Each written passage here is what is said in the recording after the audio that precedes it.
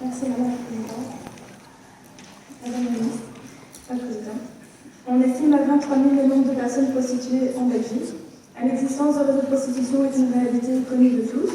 Les chiffres existent. Un rapport de la police présenté en 2012 par Joël Milquet, alors ministre de l'Intérieur, établissait que 80% des personnes prostituées seraient victimes d'exploitation et 10% de ces victimes se trouveraient même dans une situation d'exploitation physique aggravée.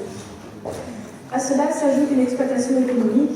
Selon l'association Isala, chaque personne prostituée dans la rue d'Arscott paye environ 7 500 € par mois sa présence dans la vitrine.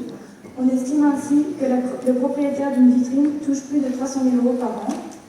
Lorsqu'il est question de prostitution, deux visions s'opposent souvent. D'un côté, celle de la réglementation, qui vise à donner un vrai statut aux personnes qui se prostituent volontairement, et de l'autre, celle de l'abolition, selon laquelle cette pratique serait une atteinte intrinsèque à la dignité humaine et une chosification de la femme.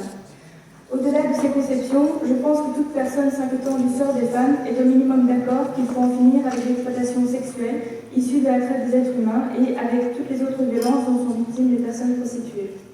Contrairement à l'accord du gouvernement de la COCOF de la précédente législature, l'accord 2019-2024 ne mentionne pas la question de la prostitution. Pourtant, le rapport 2015 de l'Observatoire bruxellois pour la prévention et la sécurité dressait une vaste analyse de la prostitution en Belgique.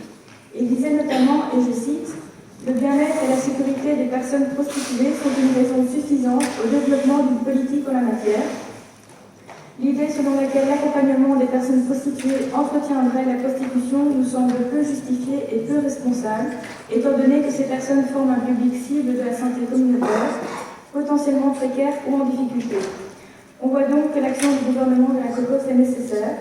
L'extrême majorité des femmes concernées sont étrangères, c'est le cas de plus de 90% d'entre elles. Elles sont dans une situation de grande fragilité et en proie au réseau qui les exploite. Elles sont victimes de violences sexuelles, physiques et structurelles. Le centre PAG-ALSA réalise un accueil de victimes de la traite et du trafic des êtres humains.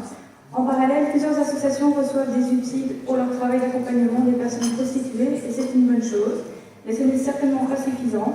J'aimerais donc connaître un peu mieux le travail du gouvernement et les éventuels projets en la matière. Je vous remercie d'avance pour votre réponse. Yes.